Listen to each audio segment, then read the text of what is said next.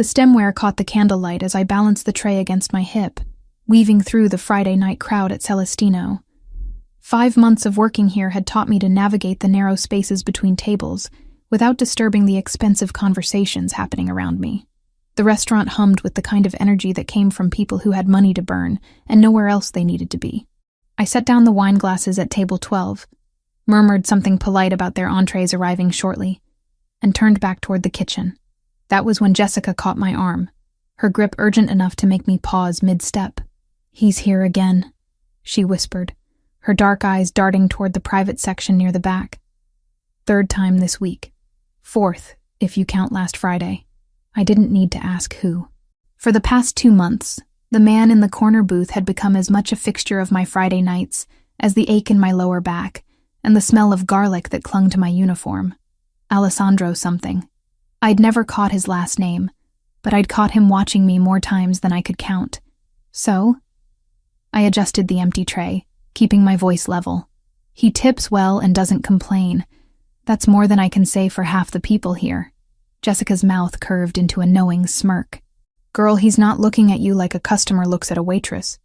He's looking at you like nothing." I cut her off, already moving toward the kitchen. "Don't start with that. I'm not interested." The truth was more complicated than that.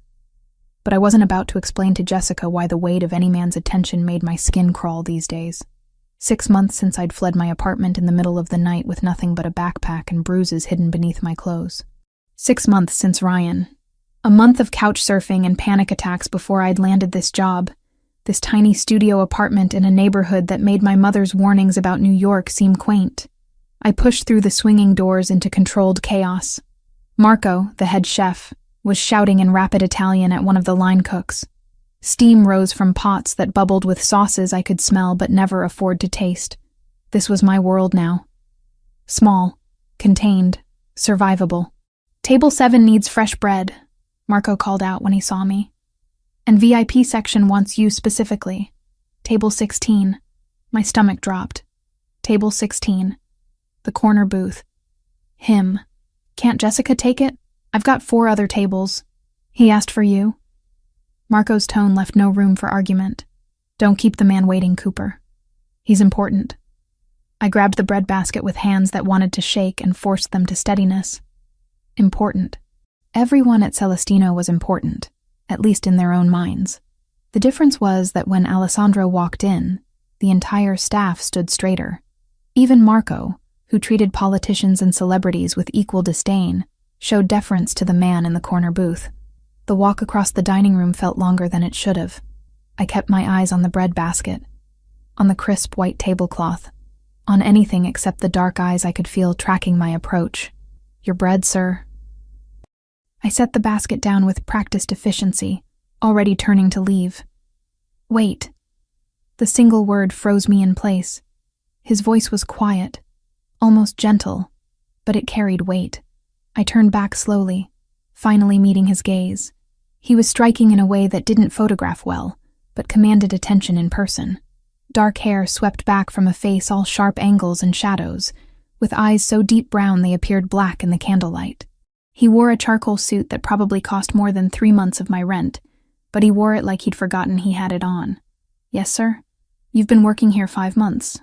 It wasn't a question, but I nodded anyway. "You're good at what you do. Efficient. Observant. You notice when someone's glass is empty before they realize it themselves." The compliment caught me off guard. Customers didn't notice things like that. They didn't notice me at all, which was exactly how I preferred it. "Thank you, sir. Is there something you need?" "Your name." "Haley." The word came out automatically before I could stop it, before I could remember that giving him even that small piece of myself felt dangerous. "Haley." He repeated it like he was testing how it felt. "I'm Alessandro Ferraro." The name meant nothing to me, but something in the way he said it suggested it should. I waited, uncertain what response he expected. Before either of us could speak again, the front door opened with more force than necessary. Cold November air rushed in, carrying with it a laugh I recognized with the kind of visceral dread that lived in my bones. Ryan. He stood in the entrance with a woman I didn't recognize draped on his arm. Blonde. Tall. Everything I wasn't. His eyes scanned the restaurant with predatory intent, and when they landed on me, his face split into a smile that made my blood run cold. "Cooper, what are you—" Jessica appeared at my elbow, then saw Ryan and went silent. "I need to go," I managed to say, but my feet wouldn't move. 6 months of running, of hiding, of building this careful new life, and he'd found me anyway. Ryan was walking toward me now, his companion forgotten. The restaurant noise faded to white static. I couldn't breathe, couldn't think, couldn't do anything except watch him close the distance between us. "Haley, there you are." His voice carried across the dining room, pitched to draw attention. "I've been worried sick. You just disappeared, babe." Didn't return any of my calls. The lie was so smooth, so practiced. In his version of events, I was the unstable one. The one who'd run away for no reason, who needed to be brought back, who belonged to him. "I don't know you," I said, but the words came out weak, unconvincing even to my own ears. "Don't be like that." Ryan reached for my arm, and I flinched back so hard I stumbled. Jessica caught me, her hand steady on my shoulder. "Sir, if you don't have a reservation—" Marco had materialized from the kitchen, his chef's whites still dusted with flour. "I'm just trying to talk to my girlfriend," Ryan said, all wounded innocence. "She's been having some troubles lately. Mental health issues. I'm sure you understand." The words hit like physical blows. This was his pattern, his method. Discredit me first. Make everyone see me as the problem, as someone who couldn't be trusted to know her own mind. "She's not your anything."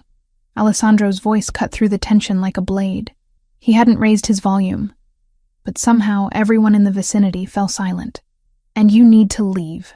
Ryan's attention snapped to Alessandro, dismissal already forming on his face. Then something shifted in his expression. Recognition, or maybe just survival instinct. Whatever he saw in Alessandro made him take an involuntary step backward. "This is a private matter," Ryan tried, but the confidence had drained from his voice. "Nothing that happens in my establishment is private." Alessandro stood, and I realized for the first time how tall he was, how solid, how utterly unmovable he appeared. "You're disturbing my guests and harassing my staff. Leave now, or I'll have you removed." "Your establishment?" Ryan laughed, but it sounded hollow. "Since when do waitresses have—" "I finalized the purchase this afternoon." Alessandro's words were precise, controlled. "I own Celestino as of 4 o'clock this afternoon, which means I make the rules here, and my first rule is that you're no longer welcome." The revelation rippled through the staff. Marco's eyebrows rose toward his hairline. Jessica's grip on my shoulder tightened. I stood frozen, trying to process what I was hearing. Alessandro moved past me, placing himself between Ryan and me with deliberate physicality. "I'm going to walk you to the door now. You won't return. You won't contact Haley. You won't come within 2 blocks of this building. Are we clear?" Ryan's jaw worked as he calculated his options. His date had already disappeared, probably embarrassed by the scene. The other diners watched with the kind of fascinated horror people reserve for car accidents. "Crystal," Ryan finally spat. He turned his glare on me. "You always did need someone to fight your battles, didn't you?" Pathetic. The insult barely registered. I was too busy watching Alessandro guide Ryan toward the exit with a hand that never quite touched him, but somehow communicated absolute authority. The door closed behind them, and the restaurant exploded into whispered conversations. "Girl," Jessica's voice was awed. "What just happened?" I had no idea. Alessandro returned moments later, his expression unreadable. He walked directly to me, and every instinct I had screamed to run, to hide, to make myself small and invisible again. "Are you all right?" he asked quietly. I nodded because I didn't trust my voice. "That man will not trouble you again. You have my word." He glanced at Marco, who still hovered nearby. "Haley should take the rest of the evening off. Paid, obviously. She's had a shock." "I don't need—" I started, but Alessandro held up a hand. "Please." The single word carried neither command nor plea, just a simple request. "Let me do this much." Marco was already nodding, making shooing motions toward the back. Jessica took my arm, guiding me toward the staff room. I went numbly, my mind struggling to catch up with everything that had just happened. I changed out of my uniform in a daze. When I emerged, the restaurant had returned to its normal rhythm, as if the confrontation had been nothing more than a brief interruption. Only Alessandro remained in the hallway, leaning against the wall with his hands in his pockets. "I'll have my driver take you home," he said. "That's not necessary." The words came out sharper than I intended. "I can take the subway. It's nearly 11. The subway isn't safe at this hour. I do it every night." Something flickered across his face. "That ends tonight." The presumption in his voice sparked anger through the numbness. "You don't get to make that decision." "You're right." He straightened, pulling something from his pocket. A business card, heavy cream stock with just a phone number embossed in black. "But I hope you'll accept this, at least. If you need anything at all." I took the card because refusing seemed more difficult than accepting. Our fingers brushed in the exchange, and I jerked my hand back like I'd been burned. If he noticed my reaction, he didn't comment. "The offer of a ride stands. My driver is waiting outside. I'm fine walking." I clutched my bag against my chest like a shield. "But thank you for earlier with Ryan. You don't need to thank me for basic human decency, Haley." The way he said my name, careful and deliberate, made something warm and terrifying unfurl in my chest. I shoved it down ruthlessly. "Good night, Mr. Ferraro." "Alessandro," he corrected gently. "And good night." I left through the back entrance, my heart hammering against my ribs.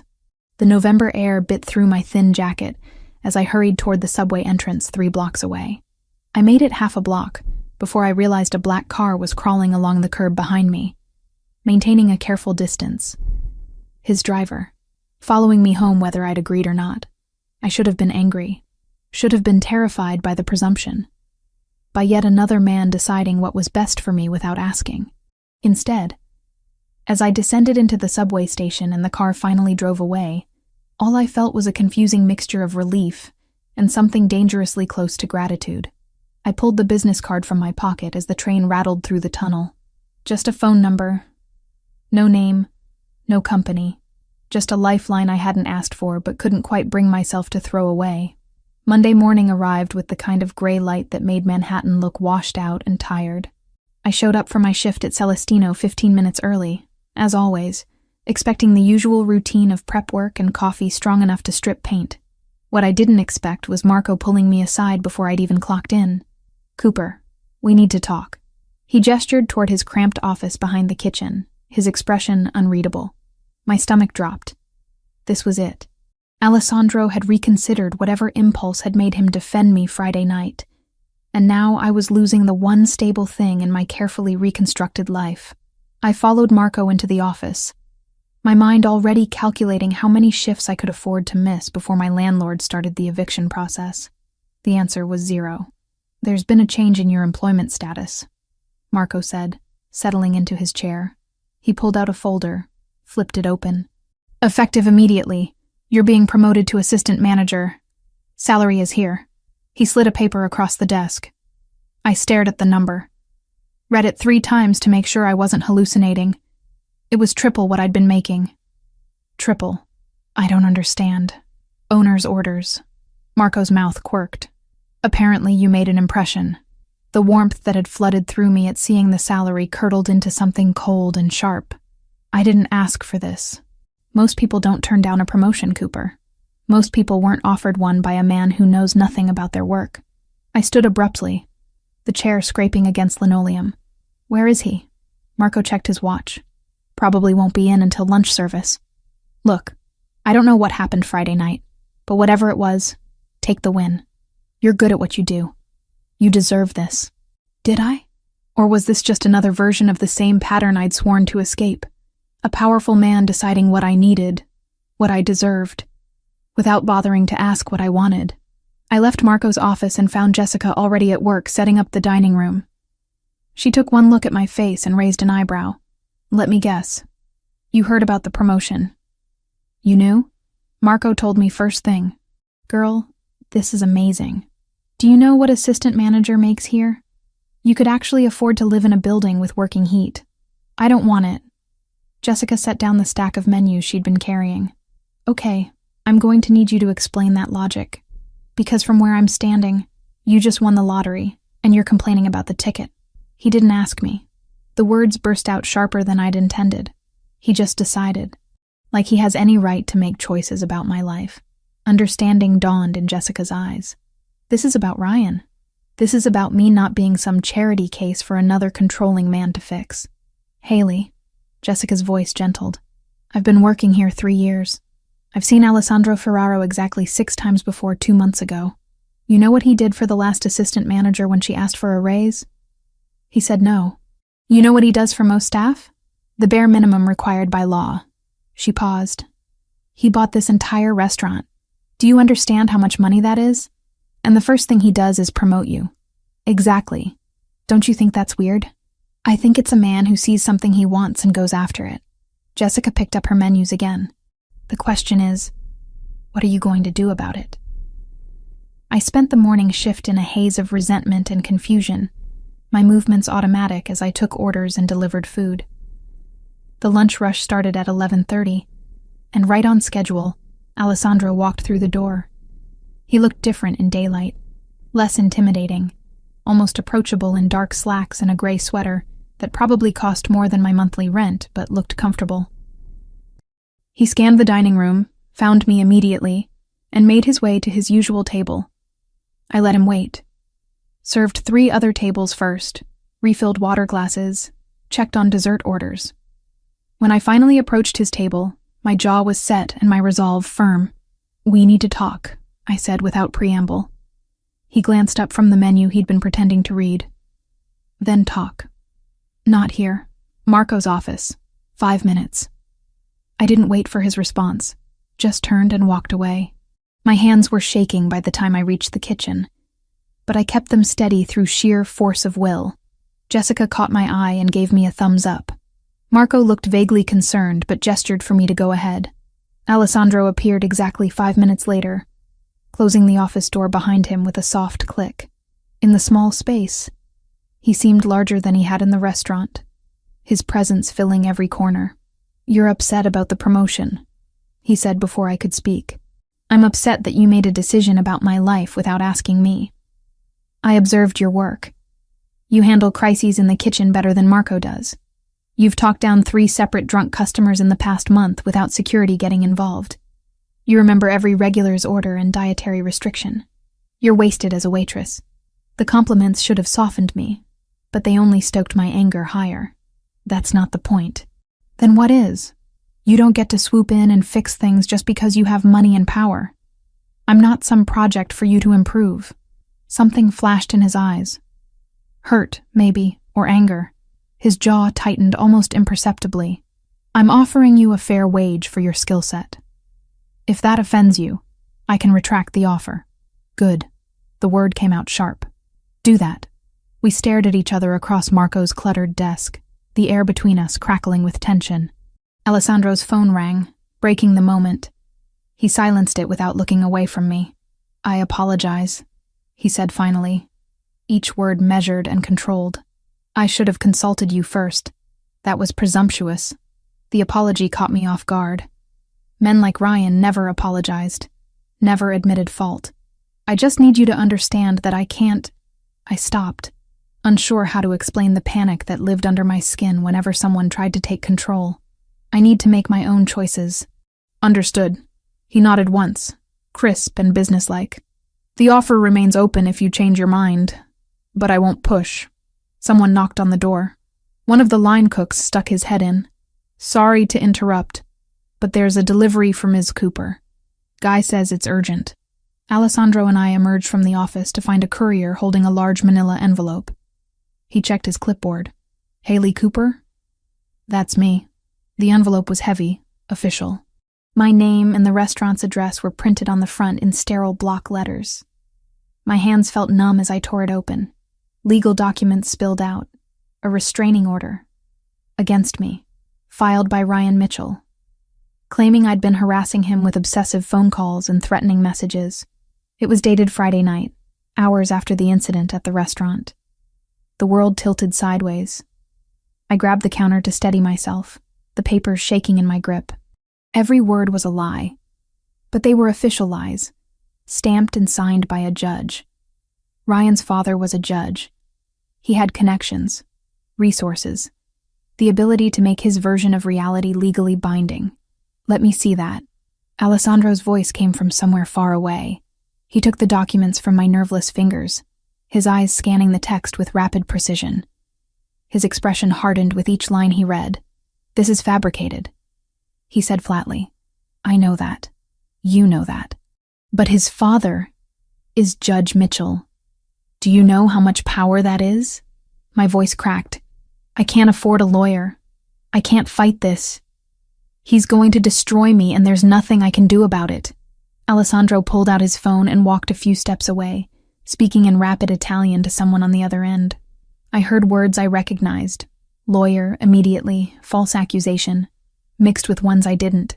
He spoke with the kind of authority that suggested the person on the other end had no choice but to comply. When he ended the call, he came back to me. "My attorney will have this dismissed by end of business today.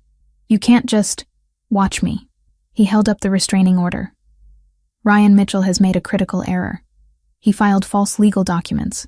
That's a crime, and his father's position won't protect him from serious criminal charges if I choose to pursue them." "Why would you do this?" The question burst out of me. "You don't know me. You don't owe me anything. Because it's wrong." He said it simply, as if that explained everything. Because men like him rely on their victims being too afraid or too poor to fight back, and because you deserve better than to be terrorized by someone you had the courage to leave. My throat tightened with unshed tears. I refused to cry in front of him, in front of anyone. Tears were weakness, and I'd learned the hard way that weakness only invited more pain. Alessandro's phone buzzed. He glanced at it, then back at me. "My attorney needs some information from you. It won't take long." He paused. "May I add my number to your phone? As an emergency contact?" The request was so simple, so reasonable, but it felt like standing on the edge of a cliff, about to step off into empty air. "This doesn't make us—" I stopped, not sure how to finish the sentence. "Friends? Allies? Something more dangerous?" "It makes you someone I can help if you need it," Alessandro said quietly. "Nothing more, nothing less." I handed him my phone with trembling fingers. He typed in his number, saved it under just his first name, and returned the phone to me. His hand brushed mine in the exchange, warm and solid and real. "The restraining order will be withdrawn by 5 o'clock, he said. "Ryan will not file another one. You have my word." "How can you be so sure?" "Because I'm going to make it very clear to him that pursuing this further would be catastrophically stupid." The temperature in his voice dropped several degrees. "I have information about his business dealings that would interest several federal agencies. He'll make the smart choice." The casual way he said it should have terrified me. This was a man who collected information like weapons, who could destroy someone's life with a phone call. Instead, I felt nothing but bone-deep relief. "Thank you," I whispered. Alessandro's expression softened fractionally. "Go take your lunch break. You've had a shock. When you come back, we can discuss the promotion like rational adults, if you're willing." I nodded, not trusting my voice. Jessica materialized at my elbow as Alessandro walked away, guiding me toward the staff room with gentle efficiency. "Okay, spill," she said once we were alone. "What just happened?" "I don't know." I sank onto the battered couch, my legs finally giving out. "He's going to make the restraining order disappear. Just like that. Like it's nothing." Jessica sat beside me, her expression uncharacteristically serious. "Haley, I need you to listen to me. Alessandro Ferraro isn't just some rich guy who owns restaurants. People are scared of him. Important people. You saw how Marco acted Friday night. What are you saying?"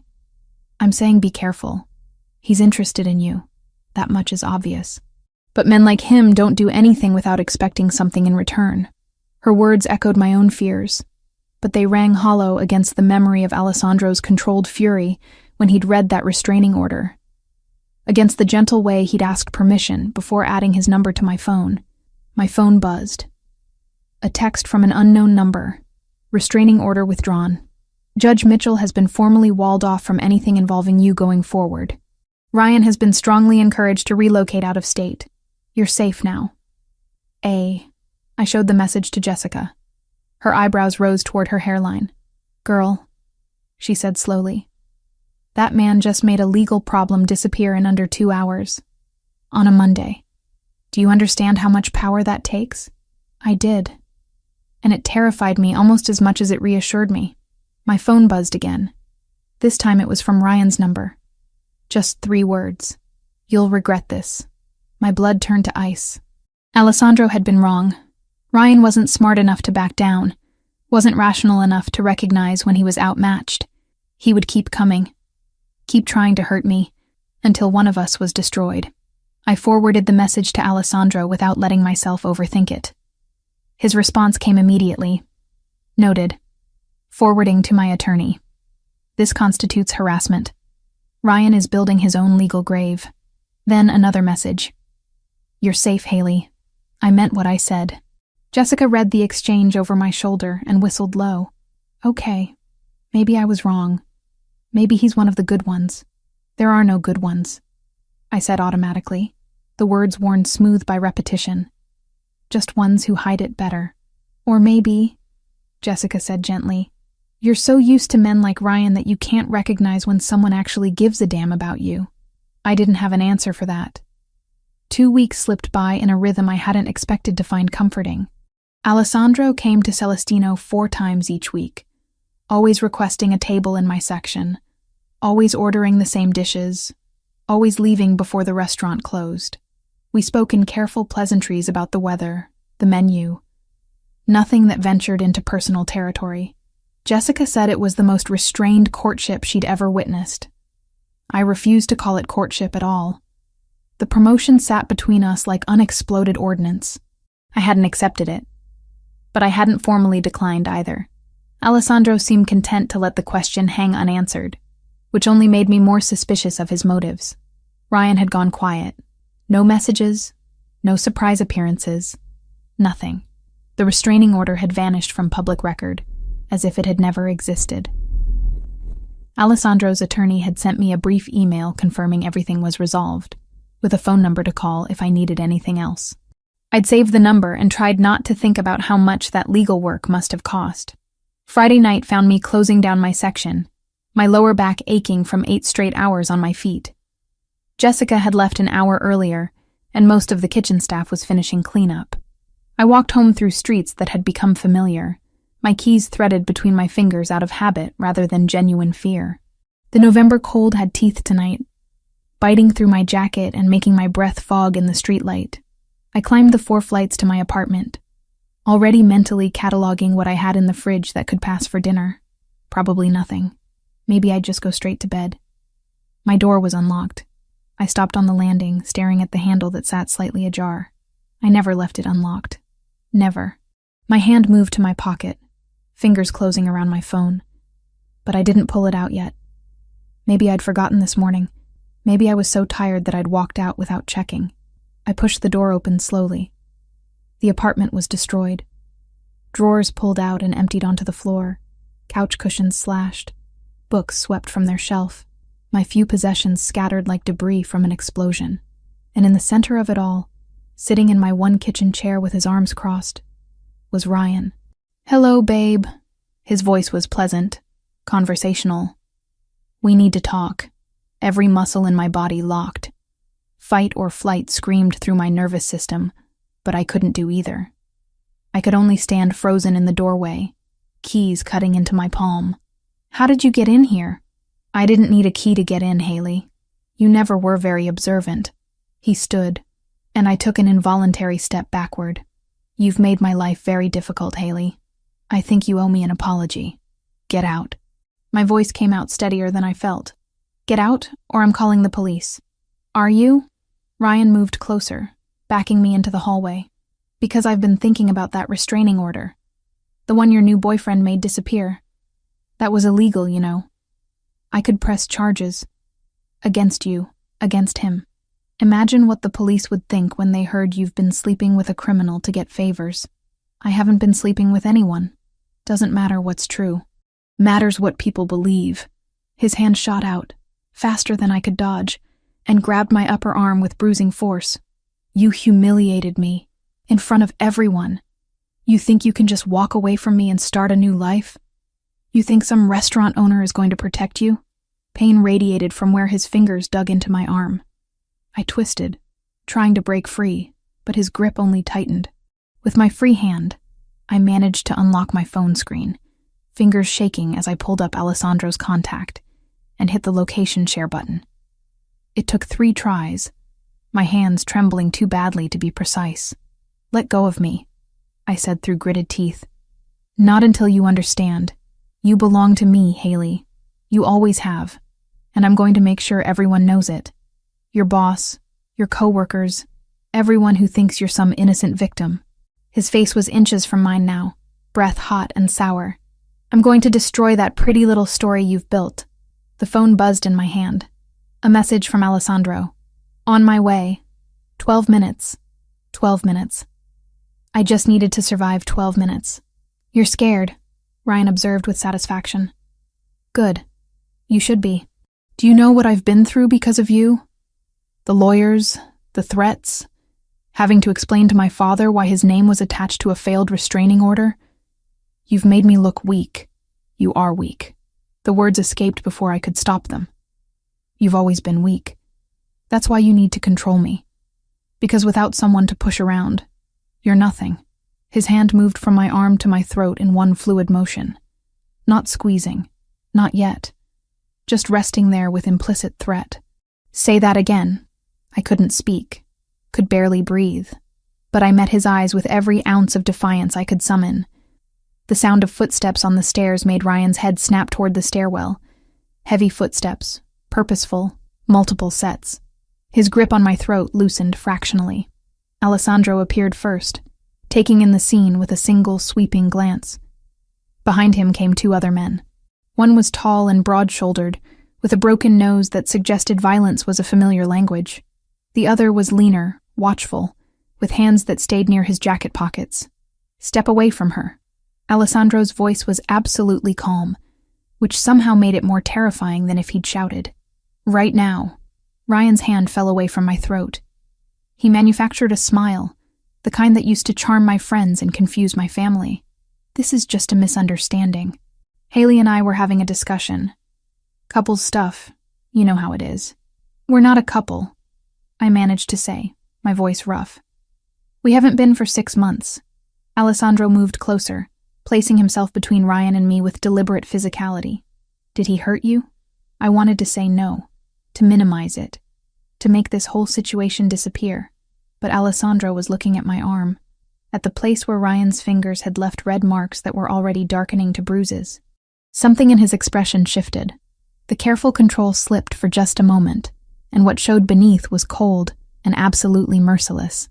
"Michael," he said without taking his eyes off Ryan, "remove our guest from the building. Make sure he understands that returning to this address would be inadvisable." The broad-shouldered man moved with surprising grace. He didn't touch Ryan, just positioned himself in a way that made retreat the only logical option. Ryan looked between them, calculations running behind his eyes. "This isn't over," he said to me. "Yes," Alessandro said quietly. "It is. If you contact Ms. Cooper again, if you come near her workplace or her home, if you so much as think about her too loudly, you'll discover exactly how unpleasant I can make your life. Am I being clear? You're threatening me in front of witnesses. I'm making you a promise. There's a difference." Alessandro's tone never changed, never rose, never wavered from that deadly calm. "Michael will escort you out now. The next time you need escorting, it won't be nearly so polite." Ryan looked at me one last time, something like hatred burning in his eyes, then let himself be guided toward the stairs. The lean man followed, and their footsteps echoed down the stairwell until the building's front door slammed shut. Only then did Alessandro turn to me. "Are you hurt anywhere else?" I shook my head, not trusting my voice. Now that the immediate danger had passed, my legs felt unsteady. I leaned against the wall, trying to keep myself upright through sheer determination. Alessandro surveyed the destroyed apartment, his jaw tightening. He didn't have a key. "I didn't give him one," I said, staring at the damage. "I never would." The admission felt like failure. "The lock is broken." Alessandro crouched by the door, examining the mechanism. He damaged it, forcing his way in. This door won't lock properly tonight. Alessandro's thumb moved over his phone. Michael is calling the police and the building manager, he said, voice clipped with control. There will be a report. Photos. A paper trail. His gaze lifted to mine. He doesn't get to do this and vanish into the dark. I'll wedge a chair under the handle. I've done it before. He stood, brushing off his hands. You're not staying here. I don't have anywhere else to go. There's a hotel 3 blocks from Celestino, the Meridian. I'll take you there tonight. Tomorrow we can discuss a more permanent solution. The presumption in his voice sparked anger through my shock. You can't just decide that. I can, and I am. He pulled out his phone. You're in shock. Your apartment is compromised, and your ex-boyfriend just demonstrated that he has no regard for your safety. Those are facts. The logical response is to remove you from this location immediately. I can't afford a hotel. The words came out sharp, humiliating. I can barely afford this place. Alessandro didn't even pause. I'm paying for it. No. I pushed off from the wall, anger giving me strength. I don't want your charity.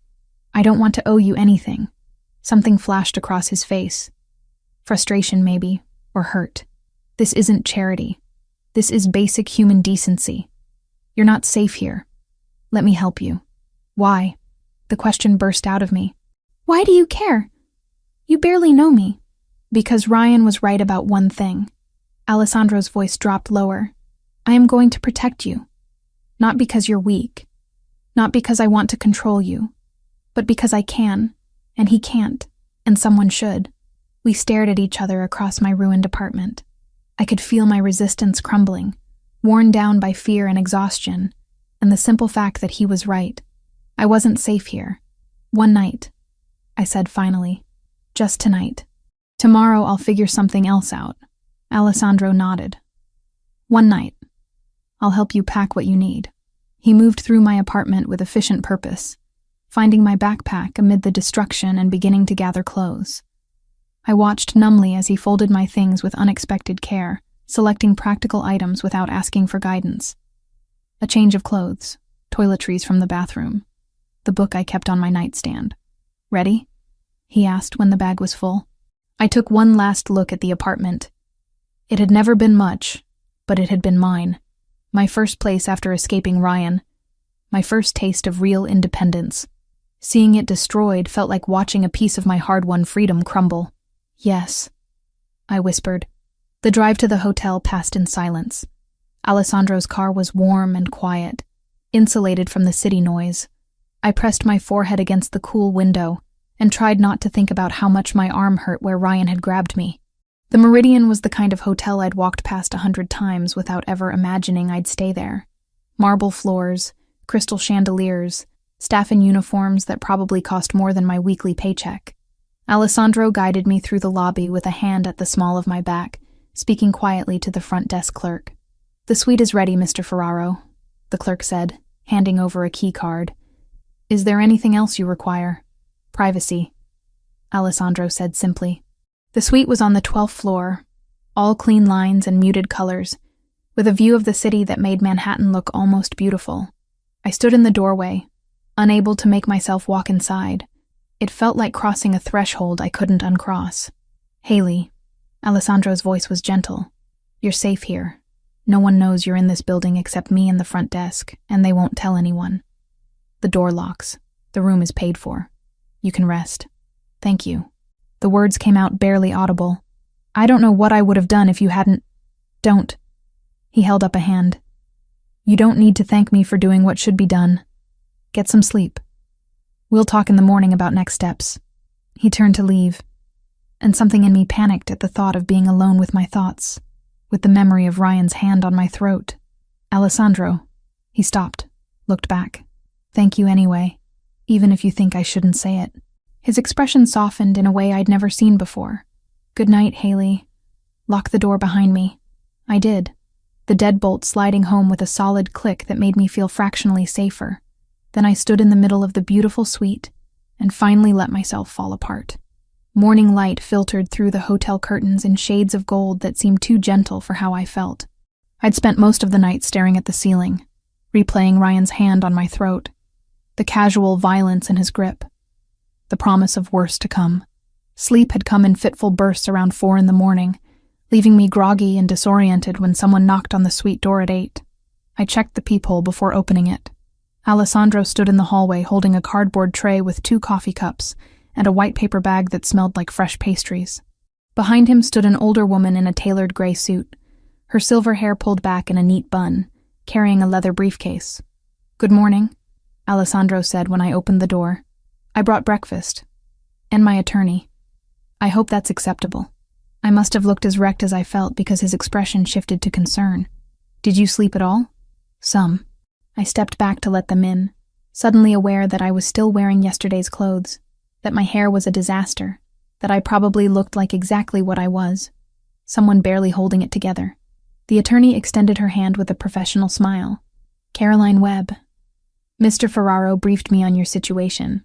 I'm sorry you're going through this." We settled around the suite's small dining table.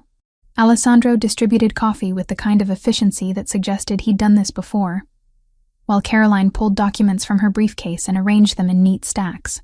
"I'll be direct," Caroline said, opening a folder.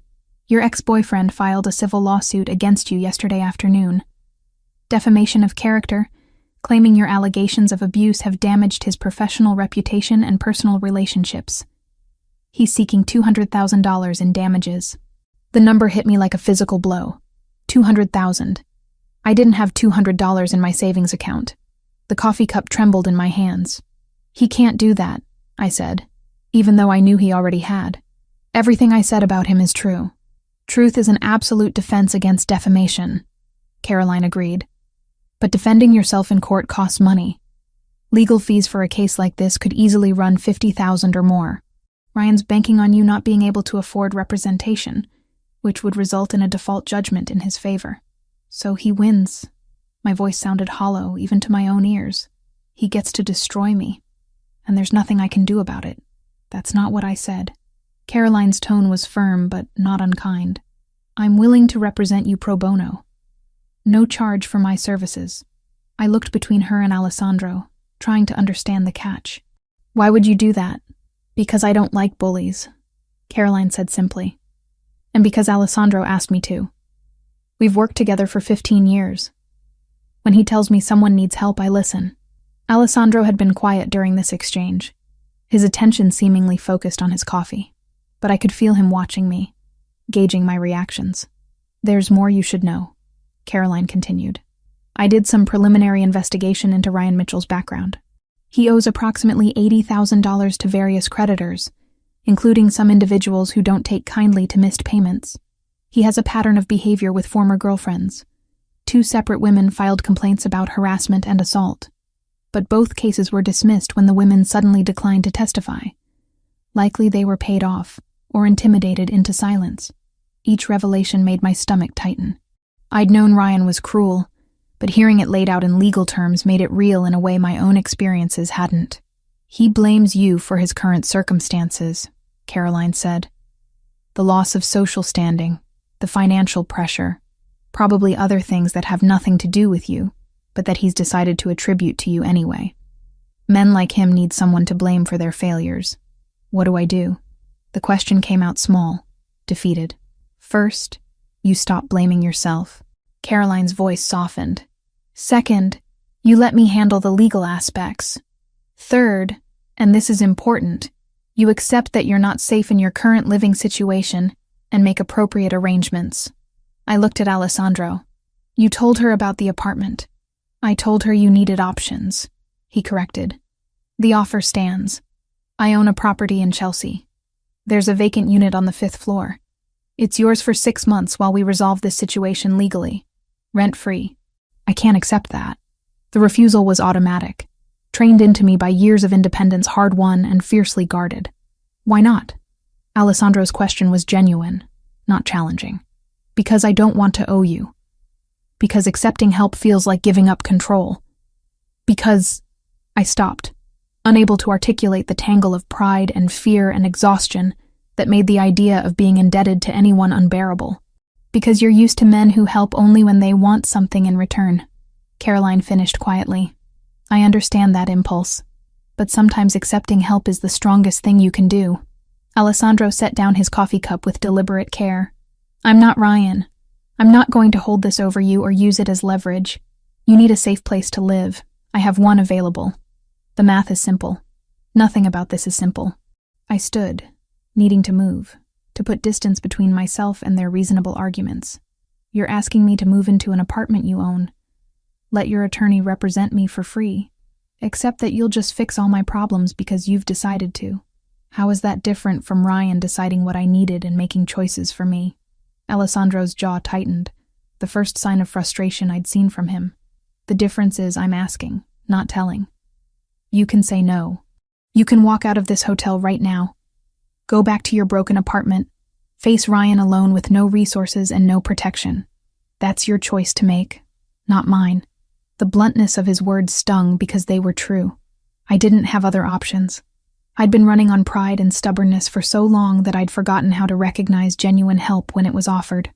I need time to think, I said finally. Of course. Caroline began gathering her documents. Take all the time you need.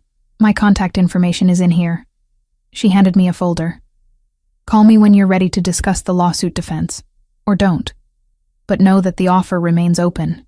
They left together, and I was alone again with my coffee going cold and my thoughts spiraling.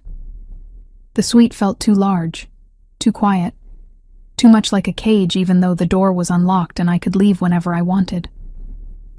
I spent the rest of Saturday in that hotel room, ordering room service I barely touched and avoiding the calls from Jessica that started around noon. By Sunday, I'd watched every movie the hotel offered and memorized the pattern of cracks in the ceiling. By Monday, I was climbing the walls with restless anxiety. Alessandro didn't call, didn't text, didn't show up with more coffee and reasonable arguments. His absence felt louder than his presence had. Tuesday morning, Jessica appeared at my door with a duffel bag and a determined expression. Marco told me where you were. I'm not leaving until we talk. I let her in because refusing seemed like more effort than I could muster. She took one look at the room service trays scattered across the coffee table and made a disapproving sound. Girl, you look terrible. Thanks. That's helpful. You know what I mean.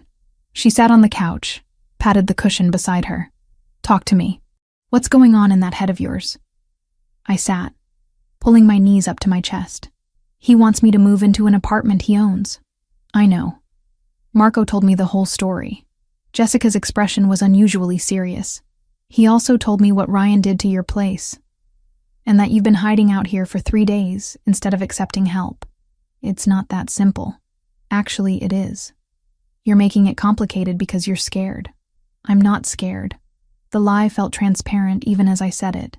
You're terrified, Jessica corrected gently. Terrified of owing someone. Terrified of being controlled again. Terrified that accepting help makes you weak. Am I close? I pressed my face against my knees, unable to answer. Listen to me, Haley. I've known you for 5 months. In that time, I've watched you work double shifts to pay rent, seen you skip meals to save money, heard you turn down every offer of help like it's poison. She paused. And I've also seen the way Alessandro looks at you. That man is not trying to control you. He's trying to help you. There's a difference. How can you be sure? Because controlling men don't ask permission. They don't respect boundaries. They don't hire expensive attorneys and then disappear for 3 days to give you space to think. Jessica took my hand. Ryan conditioned you to see kindness as manipulation. But not everyone is Ryan. Her words settled into the quiet spaces of my thoughts, finding cracks in my defenses. What if I accept, and he expects something in return? Then you leave. You have that power. You've always had it. Jessica squeezed my hand. But I don't think he will. And I think you're using that fear as an excuse not to let someone care about you. I wanted to argue, to defend my carefully constructed walls, but exhaustion had worn me down to something closer to honesty. I don't know how to do this, I whispered. I don't know how to accept help without feeling like I'm giving up pieces of myself. Maybe that's the point. Maybe accepting help isn't about giving up anything. Maybe it's about admitting you deserve to have people in your corner. We sat in silence for a while. Jessica's presence steady and grounding. Finally, she pulled out her phone and set it on the coffee table between us. Call him. Thank him properly for what he's done. And if you want to accept the apartment, accept it. If you don't, tell him no, and we'll figure something else out together.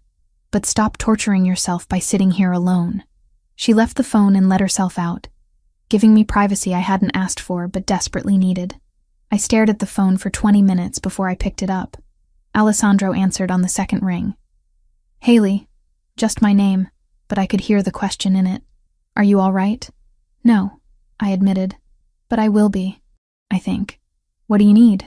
The question was so simple, so open. Not what he thought I needed, not what he'd decided was best. Just asking. I need to accept your help, I said, the words coming easier than I'd expected. The apartment, the attorney, all of it. If the offer still stands. It does. His voice warmed perceptibly. When would you like to see the place?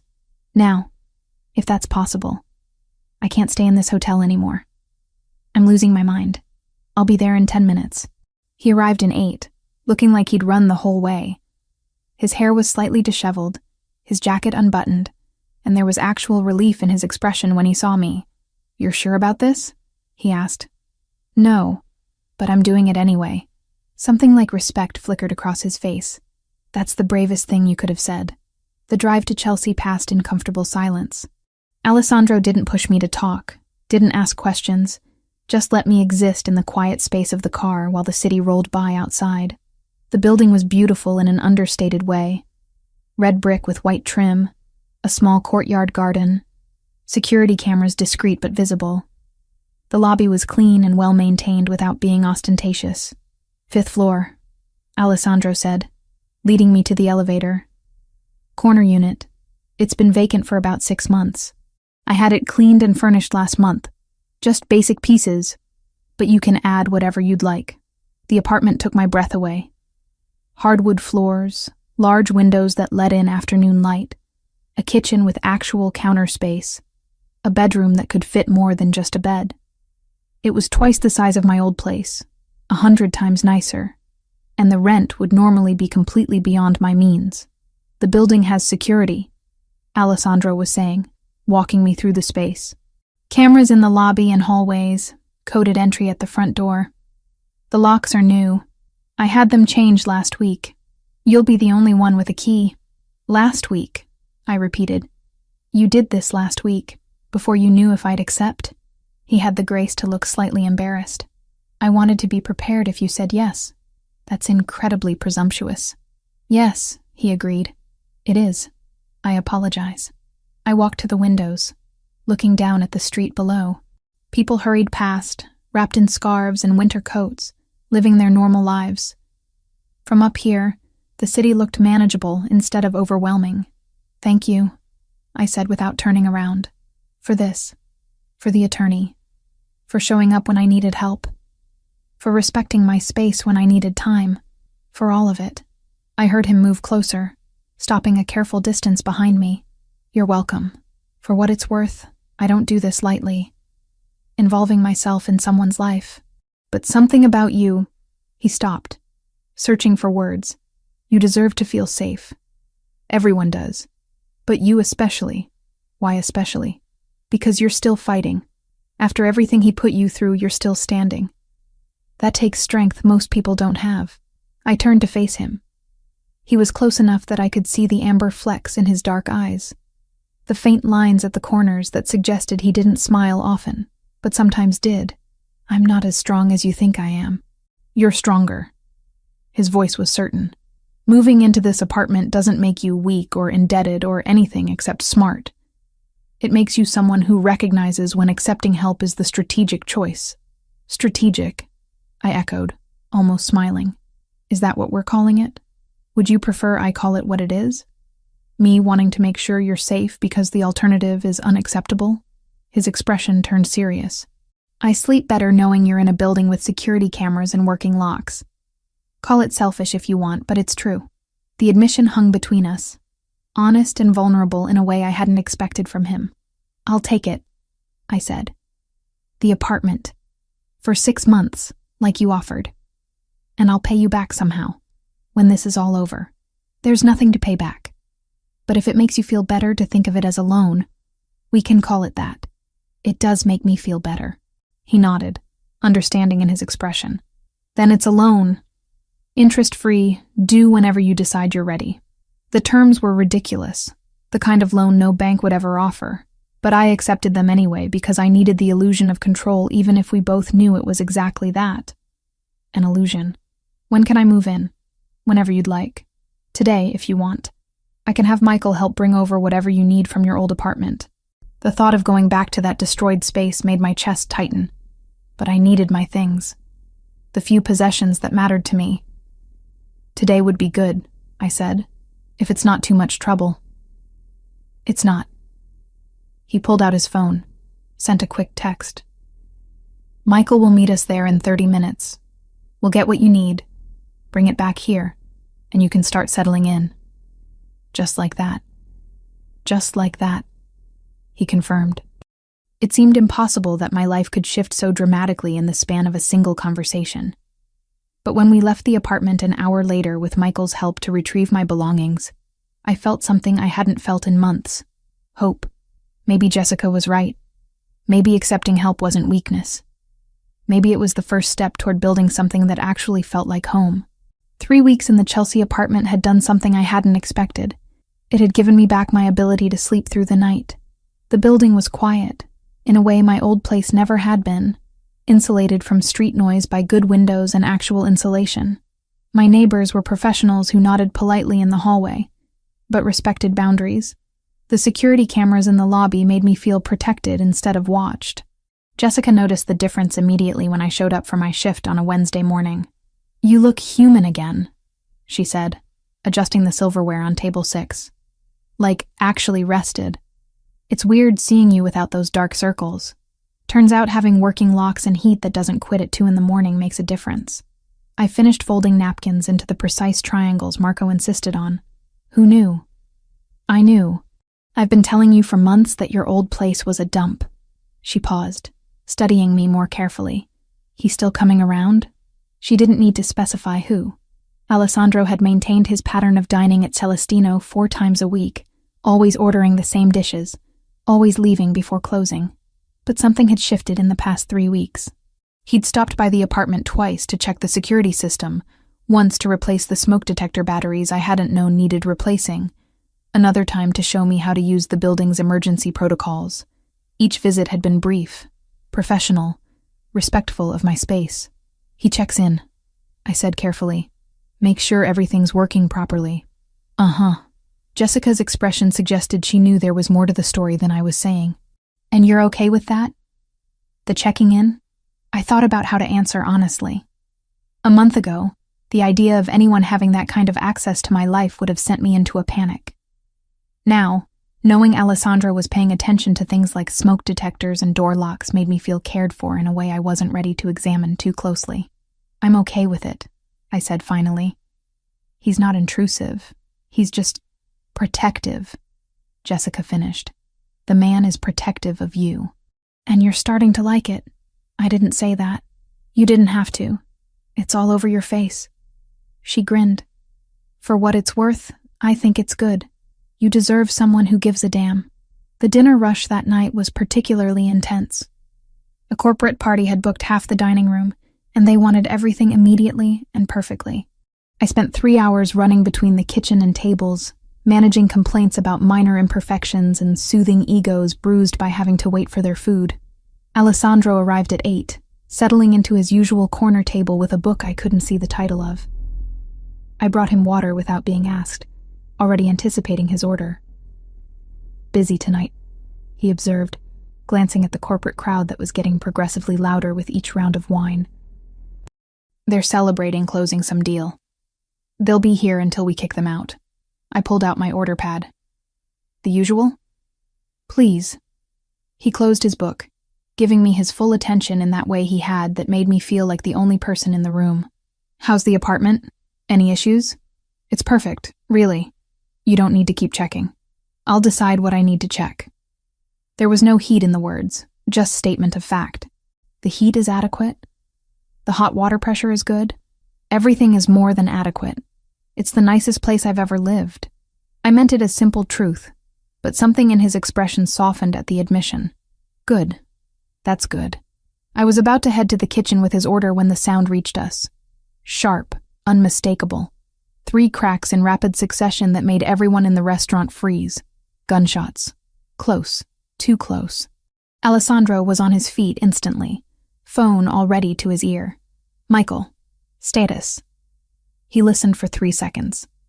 Lock it down. Send everyone home now. Yes, including the kitchen. Marco appeared from the back, his face pale. Was that what I think it was? 3 blocks south. Alessandro's voice was absolutely controlled, but I could see tension in the line of his shoulders. Close the restaurant. Send your staff home with security escorts. No one walks alone tonight. You can't just... Marco started, then seemed to remember who he was talking to. Yes, sir. Right away. The restaurant dissolved into organized chaos.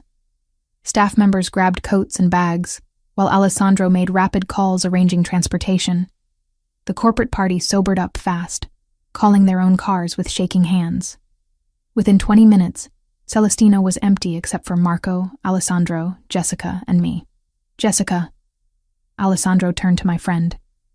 Michael is outside with a car. He'll take you wherever you need to go. I can take the subway. Michael will take you. It wasn't a request. Jessica met my eyes, saw something in my expression, and nodded. Thanks. Haley, I'll call you tomorrow. She squeezed my arm on her way out, leaving me alone with Alessandro and Marco. I'll lock up, Marco said. You two should go. I followed Alessandro out the back entrance where his car waited, engine running. The driver I didn't recognize held the door open, his expression carefully neutral. Alessandro gestured for me to get in first, then slid in beside me. The car pulled away from the curb smoothly, but I could feel the tension radiating from Alessandro like heat from a furnace. His jaw was tight, his hands clenched into fists on his thighs. In the dim light from passing street lamps, I noticed something dark spreading slowly across his left sleeve. You're bleeding, I said, the words coming out sharper than intended. It's nothing. Let me see. I reached for his arm, and he pulled away slightly. Haley, it's just a graze. I've had worse. The casual way he said it made my blood run cold. A graze from what? Those gunshots? I was closer than I should have been. It's already stopped bleeding. I'll clean it when I get home. Or you could let me clean it at my apartment since we're going there anyway. I kept my voice level, but my hands were shaking. You said I needed an escort home. Fine. But you're going to let me look at that wound. He studied me for a long moment, then nodded once. If it will make you feel better, it will. The rest of the drive passed in heavy silence. When we reached my building, Alessandro dismissed his driver with instructions to return in an hour. I led him upstairs, hyper-aware of his presence behind me, of the way he moved with careful precision that suggested pain he was hiding. Inside the apartment, I pointed to the bathroom. Sit on the edge of the tub. I'll get supplies.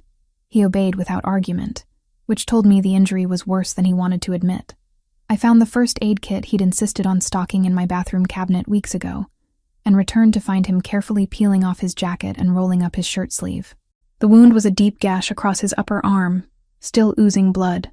Not life-threatening, but definitely more than a graze. This needs stitches, I said, opening the kit with trembling hands. It's fine. Just clean it and wrap it. Alessandro, I can't go to a hospital. Too many questions. His eyes met mine, and I saw something raw in them. Please, just do what you can. I wanted to argue, but the look on his face stopped me. Instead, I soaked gauze in antiseptic and began cleaning the wound as gently as I could.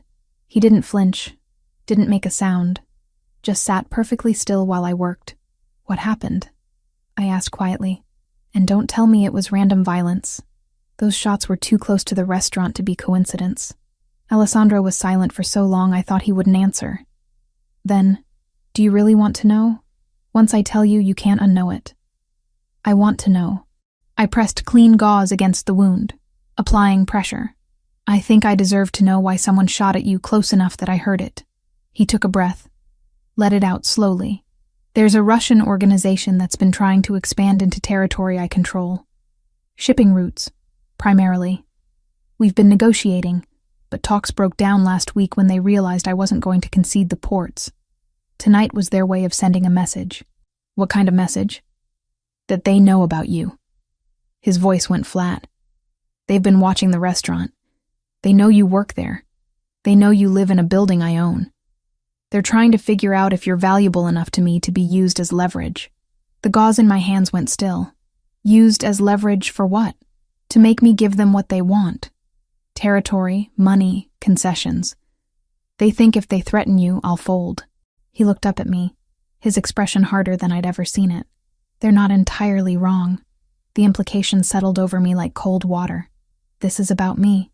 They shot at you because of me. No. His hand caught mine, stopping my movements. They shot at me because they're desperate and stupid. You're not responsible for what they choose to do, but I am the reason you're a target. I've been a target my entire adult life, Haley. That's not new. What's new is having someone I care about potentially in their crosshairs. He released my hand, letting me go back to bandaging. Which is why I need to give you an option. My hands resumed their work automatically while my mind raced ahead. What kind of option? I have connections.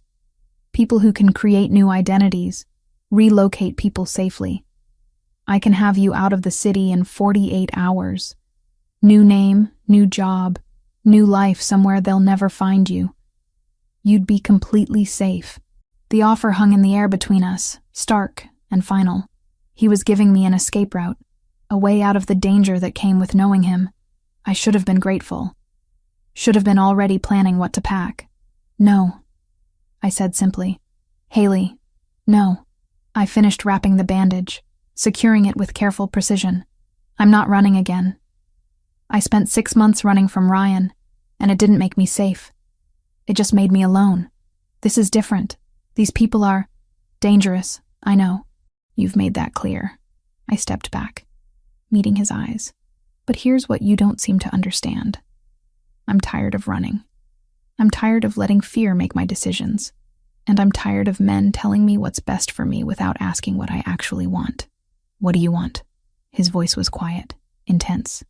I want to stop feeling like my life is something that happens to me instead of something I choose. I wrapped my arms around myself, suddenly cold despite the bathroom's warmth. I want to feel like I matter to someone without it being about control or ownership. I want... The words caught in my throat. What I wanted was standing in front of me, wounded and worried, and offering me safety at the cost of everything else. I want to stay, I finished softly. Here. In this apartment, at my job, in this city. With you in it. Something shifted in Alessandro's expression. The careful control cracked, showing something raw and unguarded beneath. He stood slowly, favoring his injured arm, and moved close enough that I could feel the heat of him. You don't know what you're saying. You don't understand what being close to me means. Then explain it to me. I refused to step back, refused to let fear win again. Tell me exactly what it means so I can make an informed choice instead of one made out of panic. It means security escorts, limited freedom, always looking over your shoulder. It means people like the Russians will see you as a weapon to use against me. His jaw tightened. It means I'll do everything in my power to keep you safe. But there are no guarantees. No promises that nothing will ever happen. Life doesn't come with guarantees. My voice was steadier than I felt. Ryan taught me that. The difference is with you, I get to choose. You're not forcing me into anything. You're offering me options and respecting whatever I decide. You're right, I am. He lifted his uninjured hand, fingers hovering near my cheek without quite touching. But I need you to be absolutely certain. Because if you stay, if you choose this, I won't be able to let you go. The admission hung between us, heavy with meaning. This wasn't about protection anymore. This was about something neither of us had been willing to name until now. I'm certain, I whispered. His control finally snapped. The hand at my cheek moved to cup the back of my head, fingers tangling in my hair as he pulled me close. His mouth found mine with desperate precision, kissing me like I was oxygen and he'd been drowning. I kissed him back with equal desperation, my hands fisting in his shirt, pulling him closer despite his injury. All the tension of the past 3 weeks, all the careful distance we'd maintained, exploded into this single point of contact. He kissed like he did everything else, with absolute focus and intensity. His good arm wrapped around my waist, pressing me against him. I could feel his heart hammering against my chest, could taste coffee and something darker on his tongue. When we finally broke apart, both breathing hard, his forehead rested against mine. "This is a terrible idea," he said, but he didn't let go. Probably. My hands were still twisted in his shirt. But I'm done making only safe choices. He pulled back enough to look at me, his eyes searching mine. "You're vulnerable right now. Scared. I won't take advantage of that." "You're not taking advantage. I'm choosing you." I met his gaze steadily. "There's a difference." "There is." His thumb traced my lower lip with heartbreaking gentleness. "Which is why I'm going to leave now. Before we do something you'll regret in the morning." "I won't regret it." "Maybe not." He pressed a kiss to my forehead, soft and achingly tender. "But I need you to be sure. I need you to choose me when you're not running from something else. Can you understand that?" I did, even though every nerve in my body was screaming for him to stay. He was giving me time, space, respect. Everything Ryan had never offered. "Go," I said, even though the word hurt. "But come back, please. Tomorrow." It was a promise. "We'll talk tomorrow. Really talk. About what this means, what you're choosing, all of it." He left, and I locked the door behind him with shaking hands. My lips still tingled from his kiss. My hands still remembered the feel of his shirt beneath my fingers.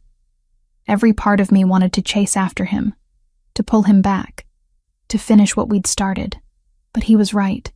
I needed to be sure, needed to choose him from a place of strength, not fear. Tomorrow, I would make that choice. Tonight, I would let myself feel the weight of it, the possibility and the danger and everything in between. Alessandro didn't come back the next day, or the day after that. By the third day, I'd stopped checking my phone every 5 minutes for messages that never arrived. By the fifth day, Jessica was giving me concerned looks every time she caught me staring at his empty table during dinner service. "He's avoiding you," she said on the 7th night, after we'd closed, and I was wiping down tables with more force than necessary. "And you're pretending you don't care." "I'm not pretending anything." I scrubbed at an imaginary stain. "He's busy. He has businesses to run. A life that doesn't revolve around me." "Right. And that's why Michael has been doing the security checks instead of him." I'd noticed. Michael had shown up twice in the past week to verify the building's systems, both times with polite efficiency and absolutely no explanation for Alessandro's absence. He'd been professional, thorough, and completely unwilling to answer any questions about his boss. "Maybe he changed his mind," I said, the words tasting bitter. "Maybe he realized getting involved with someone like me is more trouble than it's worth." Jessica stopped restocking napkins and turned to face me fully. "Or maybe he's scared. Did you consider that? Men like Alessandro don't get scared. Everyone gets scared, Haley. Especially when they care about something enough to lose it." She paused, studying my face. "You should talk to Michael. Really talk to him. I bet he knows more than he's letting on." I dismissed the idea at the time, but it stuck with me through the rest of the week. By Friday, when Michael showed up for another security check, I was ready. "We need to talk," I said, as he was preparing to leave my apartment. "And not about smoke detectors." Michael paused, his hand on the door handle. He was a big man, easily 6'3", with shoulders that suggested he'd been hired more for intimidation than conversation. But his eyes were kind beneath the professional mask. "About Alessandro," I continued when he didn't respond. "About why he's avoiding me. That's not my place to discuss, Ms. Cooper." I kissed him. He kissed me back. Then he disappeared. I think that makes it at least partially my place. I crossed my arms, trying to project confidence I didn't feel. "Please, I need to understand what I did wrong." Something shifted in Michael's expression. He closed the door and moved back into the apartment, leaning against the counter with a sigh. "You didn't do anything wrong," he said finally. "Alessandro is protecting you. From himself. That doesn't make sense." "It does, if you know his history." Michael hesitated. clearly weighing how much to reveal. He had a sister. Younger. Her name was Sophia. The past tense made my stomach clench. What happened to her? She fell in love with someone in the organization. Not Alessandro's operation, he wouldn't have allowed it, but a rival family. The man claimed he'd leave that life for her. Alessandro tried to stop it, but Sophia was stubborn. She thought love would be enough. Michael's jaw tightened. 4 years ago, there was a dispute over territory. Sophia was caught in crossfire at a restaurant. Wrong place, wrong time. She died in Alessandro's arms. The image hit me like a physical blow. I thought about Alessandro's careful control, his insistence on my safety, the way he'd offered me an escape route instead of asking me to stay. He swore after that he'd never put someone he cared about in danger again. Michael continued. Never let anyone close enough to be used as leverage. And then you showed up, and he couldn't help himself. He's been watching you for months, trying to convince himself to walk away, but he can't. And that terrifies him. So he's avoiding me because he cares about me? The irony was almost painful. He's avoiding you because last week's shooting made him realize you're already in danger just by knowing him. And he can't bear the thought of you ending up like Sophia. Michael straightened. That's why I'm telling you this, Ms. Cooper. If you're going to pursue this, you need to understand what you're asking him to overcome. It's not just about danger. It's about 4 years of grief and guilt. After Michael left, I sat on my couch for an hour, processing everything he'd told me. Alessandro wasn't avoiding me because he'd changed his mind. He was avoiding me because he was terrified of losing me the way he'd lost his sister. I pulled out my phone and sent a text to Michael. What's Alessandro's office address? The response came immediately, along with a warning. He won't be happy, I told you. I'll take that risk. The address led me to a building in the financial district, all glass and steel and the kind of anonymous corporate presence that didn't draw attention. I talked my way past building security by claiming I had a delivery, then took the elevator to the 15th floor. Alessandro's office was at the end of a quiet hallway. Through the frosted glass door, I could see his silhouette at a desk, phone pressed to his ear. I knocked before I could lose my nerve. The conversation stopped mid-sentence. I'll call you back, he said. And moments later, the door opened. He looked exhausted. Shadows under his eyes suggested he'd been sleeping as poorly as I had. His shirt was wrinkled, tie loosened, and there was coffee staining his cuff. When he saw me, something like pain flashed across his face. Haley, what are you doing here? Michael told me about Sophia. I pushed past him into the office before he could close the door. About what happened to her. About why you've been avoiding me. Alessandro's expression closed off immediately. Michael had no right. He had every right. Someone needed to tell me the truth instead of letting me think you'd just decided I wasn't worth the trouble. I turned to face him. Anger and hurt and understanding all tangled together. You can't protect me from everything, Alessandro. And you can't make my choices for me. I watched my sister die because she chose to be with someone in this life, he said, his voice raw. I held her while she bled out on a restaurant floor. Do you understand what that means? What it did to me? I understand that it was tragic and unfair, and not your fault. I took a step closer, but I'm not Sophia. And you're not the person who killed her. You can't punish yourself forever for something you couldn't control. I can keep you safe by staying away from you. No, you can't. The Russians already know about me. They already see me as leverage. Staying away won't change that. It'll just make me face it alone instead of with you. I moved closer still, until I was near enough to see the gold flecks in his dark eyes. I'm choosing this, Alessandro. Knowing the risks, understanding the danger, fully aware of what happened to your sister. I'm choosing you anyway. His control was fracturing.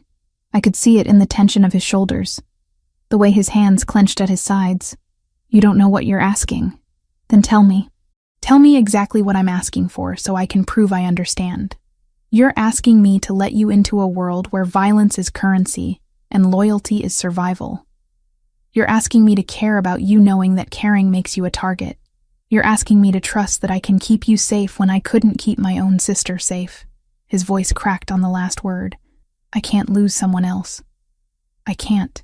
You won't. I closed the final distance between us, placing my hands on his chest, where I could feel his heart racing. Because I'm not going anywhere. Not because you're protecting me, but because I'm strong enough to stand beside you. There's a difference.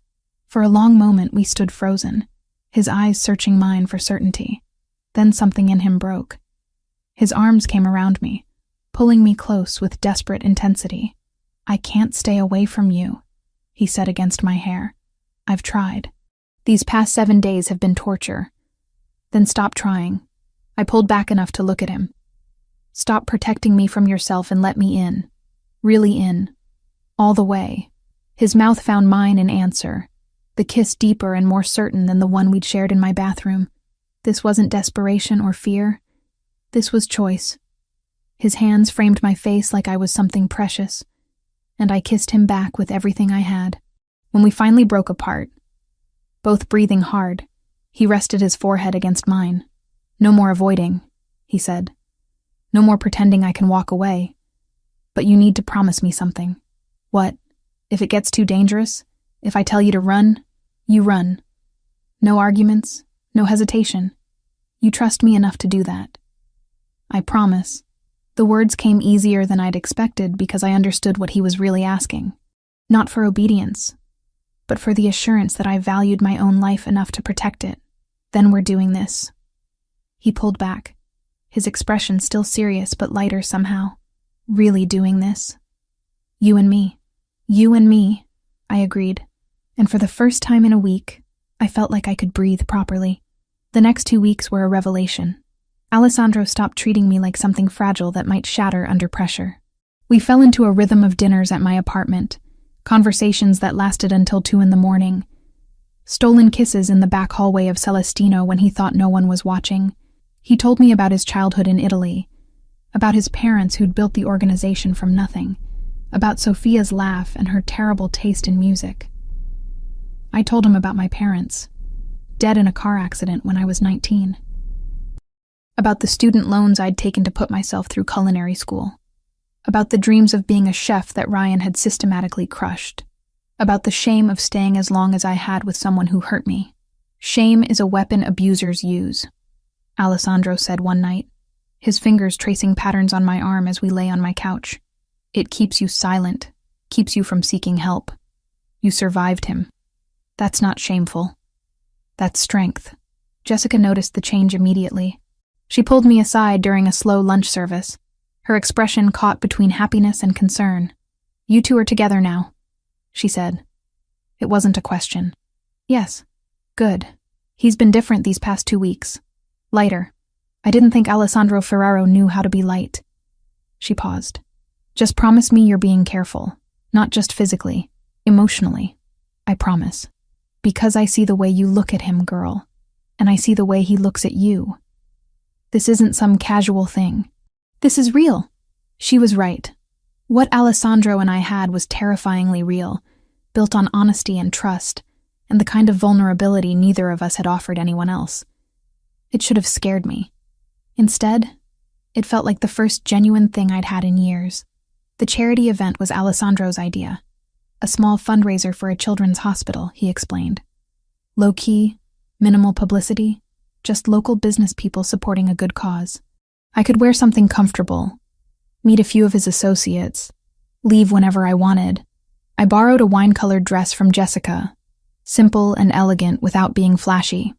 Alessandro picked me up in his car, and the approval in his eyes when he saw me made me feel beautiful in a way I hadn't felt in years. The event was exactly what he'd promised, understated and genuine. I met his business partners, shook hands with people whose names I recognized from news articles, drank champagne that probably cost more than my weekly paycheck.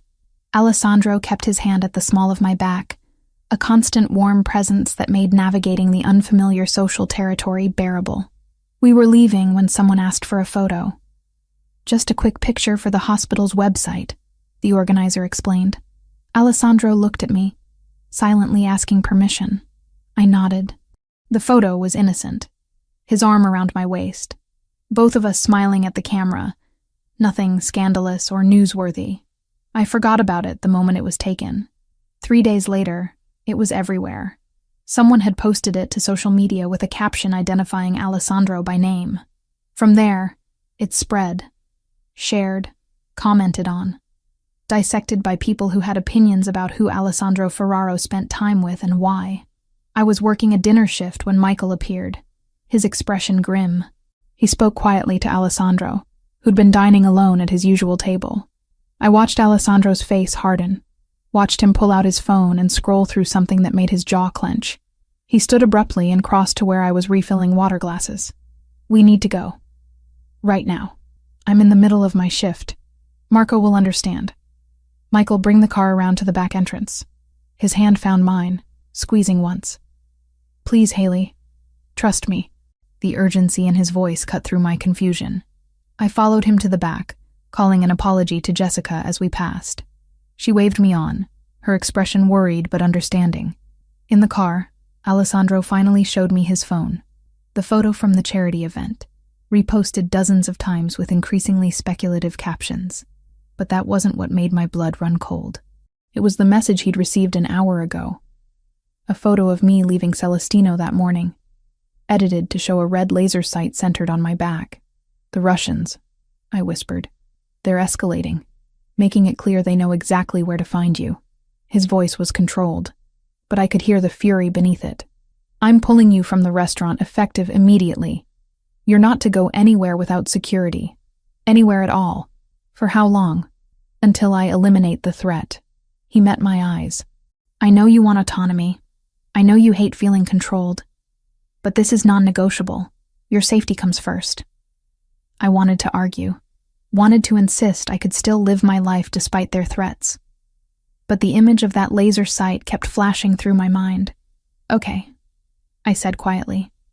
"What do you need me to do?" Relief washed over his features. "Stay at the apartment. Michael will be stationed in the building.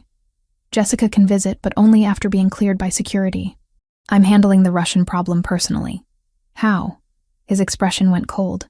"You don't want to know." He was probably right. But as we drove through the city toward my apartment, past people living normal lives without death threats and organized crime, I wondered what exactly I'd chosen. Not just Alessandro, but everything that came with him. When we reached the building, Alessandro walked me up himself. At my door, he pulled me close, holding me like he was afraid to let go. "This will be over soon," he promised, "and then we can have something that looks like normal." "I don't think we're built for normal," I said, but I held him just as tightly. After he left, I called Jessica. She answered on the first ring. "I heard what happened," she said immediately. "Marco told everyone. Are you okay?" "I'm safe. Scared, but safe." I sank onto the couch, exhaustion catching up with me. "Jessica, I don't know if I can do this. Living in fear, having security escorts, knowing there are people who want to hurt me just because of who I care about. Then you know how he feels every single day," she said gently. "Welcome to loving someone whose life comes with complications." The word hung between us. Love. I hadn't said it yet, hadn't let myself think it. But Jessica was right. This was what love looked like in Alessandro's world. Fierce and protective and terrifying. "I'll come by tomorrow," Jessica promised. "Bring food and terrible movies. We'll get through this." After we hung up, I sat alone in my apartment, doors locked and security systems armed, and thought about choices. I'd chosen Alessandro knowing the risks. Now I had to prove I was strong enough to live with those consequences. 4 days of protective custody had taught me several things about myself. First, I was terrible at sitting still. Second, daytime television was designed to slowly erode human intelligence. Third, I missed Alessandro with an intensity that surprised me, even though he called twice daily and visited every evening after handling what he vaguely referred to as negotiations. I was pacing the apartment for the 100th time that Thursday afternoon when my phone buzzed with a text from Jessica's number. Relief flooded through me.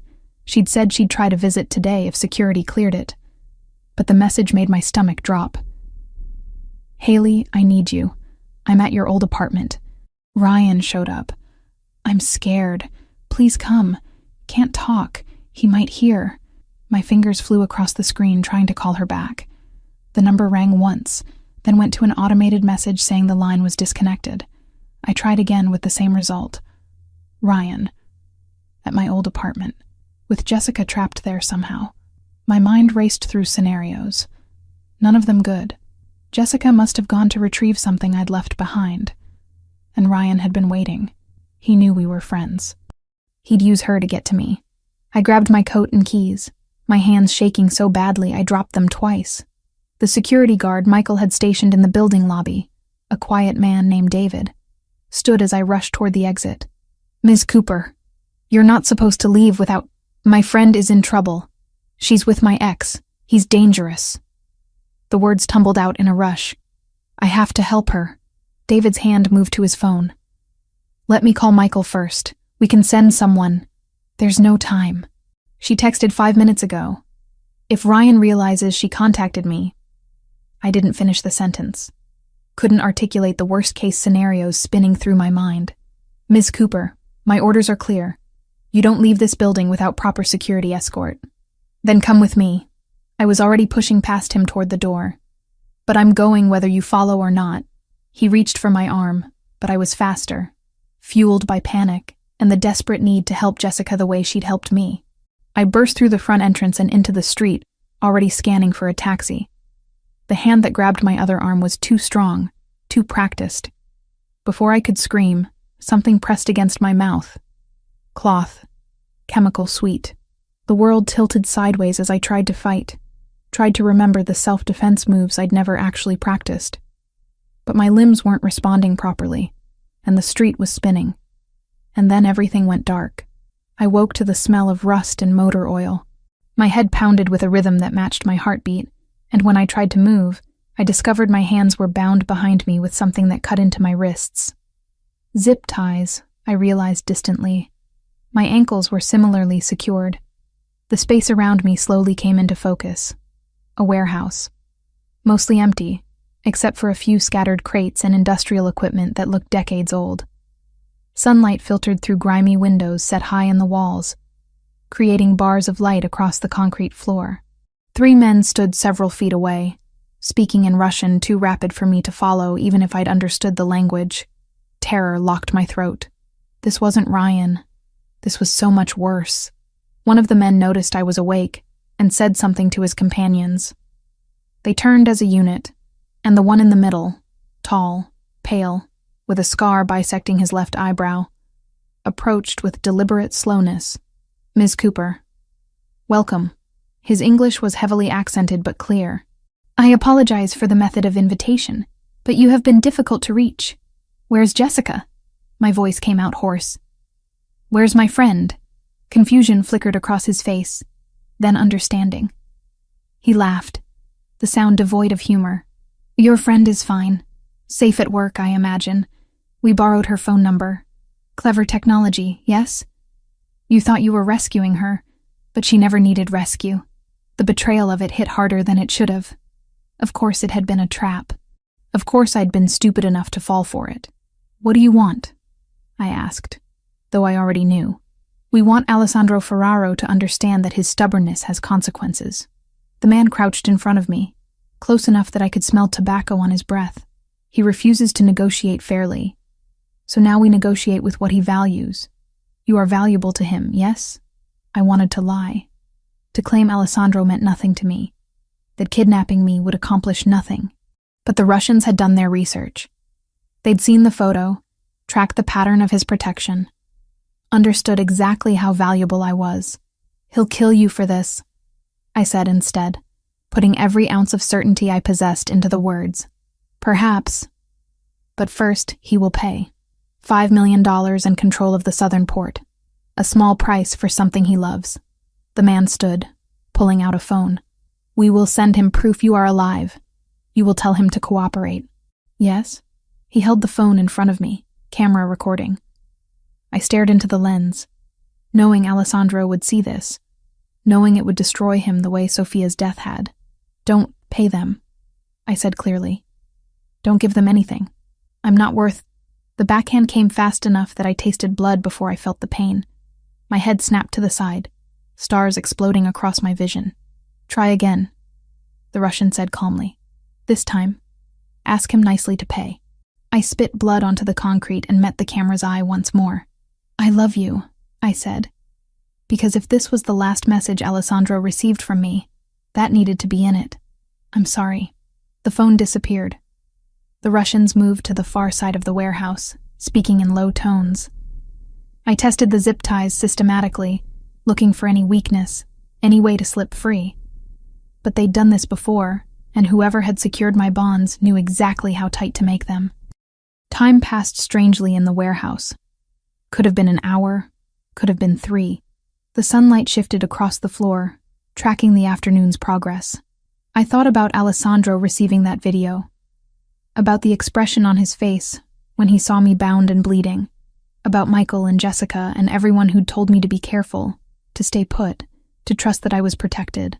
I'd been so arrogant, thinking I could handle this world, thinking love and determination were enough to survive the kind of danger Alessandro lived with daily. The sound of an engine outside made all 3 Russians tense. The leader barked orders, and the other 2 pulled weapons from their jackets. Guns, matte black and professional. They took positions near the warehouse's main entrance, a massive rolling door that looked like it hadn't moved in years. "Your hero arrives," the leader said to me. Right on schedule. So predictable. These men in love. The door began to rise with a mechanical screech that set my teeth on edge. A figure stood silhouetted in the opening. Alessandro, alone, carrying a black duffel bag that presumably held $5 million in cash. "Don't come in!" I shouted, my voice cracking. "It's a trap!" He came in anyway, because of course he did. His eyes found me immediately, and I watched something in his expression fracture at seeing me tied and injured. But his voice when he spoke was absolutely controlled. "I have what you asked for. Let her go. First, we verify the money." The Russian leader gestured to one of his men, who advanced toward Alessandro with weapon drawn. Everything happened at once. Glass shattered from above as figures dropped through the high windows on rappelling lines. Michael's voice shouted, "Down!" and Alessandro dove toward me while gunfire erupted from multiple directions. The warehouse transformed into chaos, shouting in Russian and English, the sharp crack of weapons, the smell of cordant burning in my nose. Alessandro's body covered mine, his weight pressing me flat against the concrete as bullets whined overhead. I felt rather than heard his sharp intake of breath, felt wetness spreading across his shoulder where it pressed against my cheek. "Stay down," he said through gritted teeth. "Don't move." The firefight lasted maybe 90 seconds, though it felt like hours. When silence finally fell, my ears were ringing, and my heart was trying to hammer through my ribcage. Alessandro rolled off me carefully, his face pale but determined. His shoulder was bleeding through his shirt, the wound spreading crimson across gray fabric. "You're hurt," I said stupidly, as if that wasn't obvious. "I'm fine." He pulled a knife from his pocket and began cutting through the zip ties with shaking hands. "Are you hurt? Did they—" "I'm okay. Scared, but okay." The ties fell away, and I could finally move my hands, could reach up to touch his face and confirm he was real. "You shouldn't have come alone. You shouldn't have risked." There was never a question of risk. His hands framed my face with heartbreaking gentleness. "You're mine to protect. That doesn't have conditions." Michael appeared, checking the Russians who lay motionless across the warehouse floor. His team, 4 others I didn't recognize, were already moving through the space with tactical efficiency, securing weapons and checking for additional threats. "Clean," Michael called out. "Warehouse is secure. We need to move before police arrive." Alessandro helped me to my feet, his injured arm hanging awkwardly at his side. I pressed my hand against his wound, trying to slow the bleeding. He didn't flinch, just kept his good arm around my waist as we made our way to the waiting vehicles. The ride to the hospital passed in a blur of sirens, and Michael's calm voice on the phone coordinating with what sounded like law enforcement. Alessandro kept his eyes on me the entire time, his thumb tracing circles on my wrist like he needed the physical confirmation I was alive. "I'm so sorry," I said for the 10th time. "I thought Jessica was in danger. I didn't think—" "You thought like someone who loves her friends and wants to protect them. That's not wrong." His voice was rough with pain and something deeper. "But we're going to have serious conversations about security protocols after this. After you get treated for the bullet wound you took because of me. I'd take 100 bullets if it meant keeping you safe." He said it like it was simple fact, not dramatic declaration. That's what this means, Haley. Loving someone in this world. It means being willing to bleed for them. The hospital staff recognized Alessandro immediately and rushed him into treatment with efficiency that suggested they'd done this before. I refused to leave his side, holding his hand through the process of cleaning and stitching the wound. The bullet had gone clean through the fleshy part of his shoulder. Painful, but not life-threatening, the doctor assured us. When we were finally alone in the private room they'd given him, Alessandro pulled me onto the bed beside him with his good arm. "I need to ask you something," he said, his voice serious despite the pain medication making his words slightly fuzzy. "And I need you to really think before you answer. Okay, move in with me. Not the Chelsea apartment. My home. Permanently. Not because of security or protection or any practical reason." He took a breath. "Because I love you. Because I want to wake up next to you every morning and know you're safe and mine. Because I'm done pretending this is temporary." Tears I'd been holding back since the warehouse finally broke free. "I love you too. So much it terrifies me." "Is that a yes?" "Yes." I kissed him gently, careful of his injuries. "Yes to all of it. Your home, your life, your impossible, dangerous, beautiful world. I choose you, Alessandro. Completely." His smile transformed his face, making him look younger than I'd ever seen him. "We'll figure out how to balance this. Your independence, my need to protect you. We'll find a way to make it work." "I know we will." 3 months later, I stood in Celestino's kitchen beside Jessica, reviewing the menu changes we'd implemented since Marco had promoted us to co-managers. The restaurant had thrived under our joint leadership, and I'd finally achieved the dream I'd thought Ryan had killed, being a real chef, creating dishes that people traveled across the city to taste. "The reservation book is full for the next 2 months, Jessica said, scrolling through her tablet. "We might need to hire another sous chef if this keeps up." "Good problems to have." I glanced at the engagement ring Alessandro had given me 2 weeks ago. Simple, elegant, exactly what I would have chosen. The wedding was planned for April, just a small ceremony with people who mattered. My phone buzzed with a text from Alessandro. "FBI raid went perfectly. Russian operation completely dismantled. You're safe now. Really, truly safe." It had taken months of careful evidence gathering, of Alessandro working with federal authorities to document everything the Russians had done.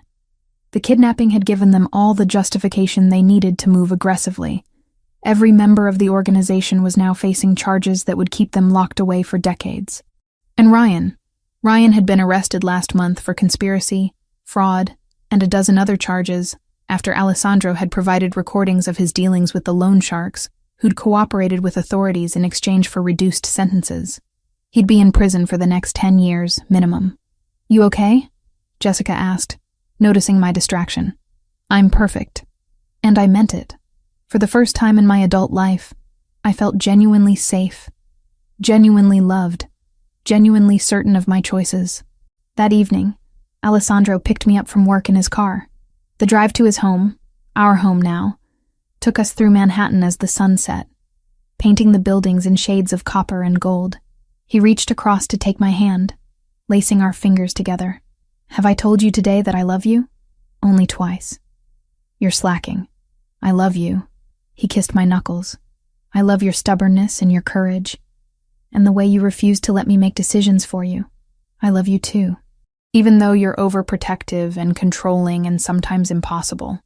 "Only sometimes?" I laughed, and it felt like freedom.